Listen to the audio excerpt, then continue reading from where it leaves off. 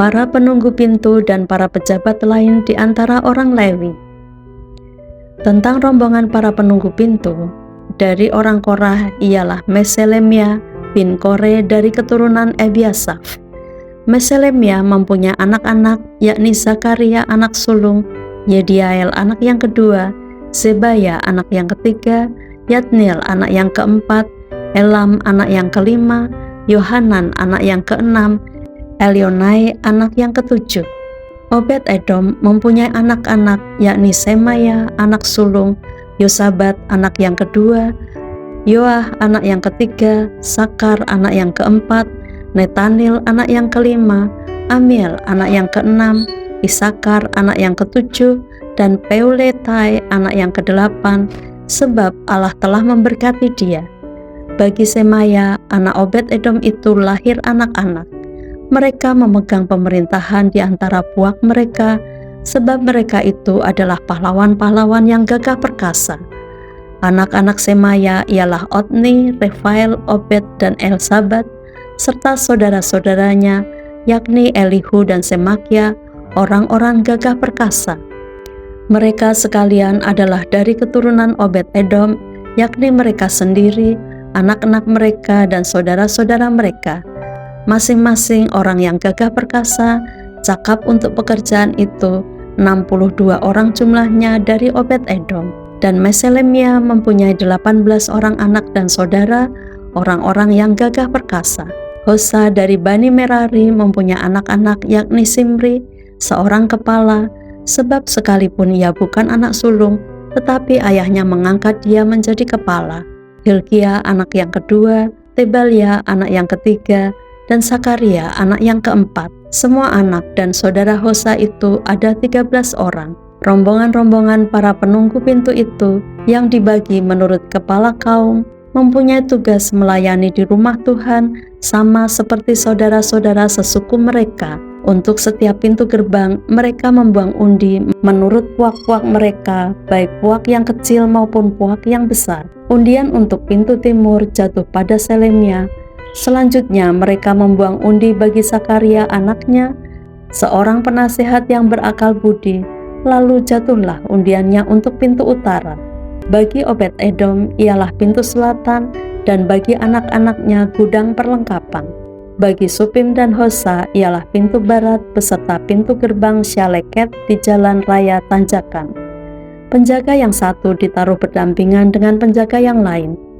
Di sebelah timur ada 6 orang setiap hari, di sebelah utara ada 4 orang setiap hari, di sebelah selatan ada 4 orang setiap hari, tetapi pada gudang perlengkapan selalu ada 2 orang.